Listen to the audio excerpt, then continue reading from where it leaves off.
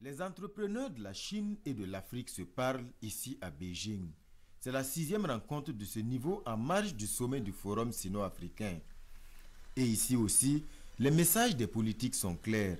Il faut créer les conditions d'un développement des échanges commerciaux de part et d'autre.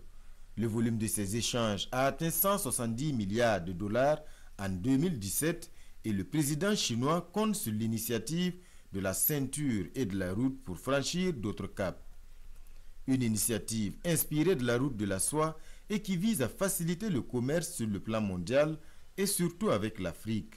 Développement de parcs industriels, formation de compétences, amélioration des infrastructures, tels sont les projets de Xi Jinping pour l'Afrique, considérés comme une terre d'avenir.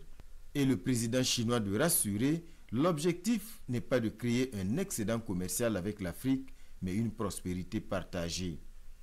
Il invite les opérateurs économiques du continent à venir investir en Chine et annonce d'ailleurs la tenue dans 2 mois à Shanghai d'une foire internationale des importations. Tour à tour, les représentants des grands blocs sous-régionaux du continent africain embouchent la même trompette et plaident pour plus d'investissements chinois en Afrique. Le président nigérian indique ainsi que pour la première fois, tous les pays membres de la CEDEAO sont dans la famille sino-africaine. Une sous-région ouest-africaine qui constitue 30% de l'économie du continent et de sa population. La Chine est déjà le premier investisseur dans la région. Les opérateurs économiques et les touristes chinois sont invités à venir découvrir les richesses et les opportunités.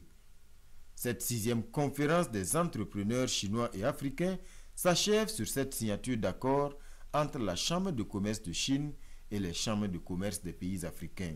C'est un accord donc, de coopération commerciale entre plusieurs pays, notamment le Burkina Faso et la Chine, qui va permettre donc de créer des opportunités d'affaires pour développer davantage les relations commerciales entre le Burkina et la République populaire de Chine. Ça va faciliter les échanges commerciaux. Ça permettra aux 2 chambres de pouvoir organiser des missions commerciales et de transfert donc, de savoir-faire et surtout l'accompagnement d'assistance de la Chambre de commerce internationale de Chine, la Chambre de commerce de Burkina Faso. C'est donc une nouvelle page qui s'ouvre dans les échanges commerciaux entre les 2 entités et les hommes d'affaires sont appelés à jouer pleinement leur partition en saisissant les opportunités de part et d'autre.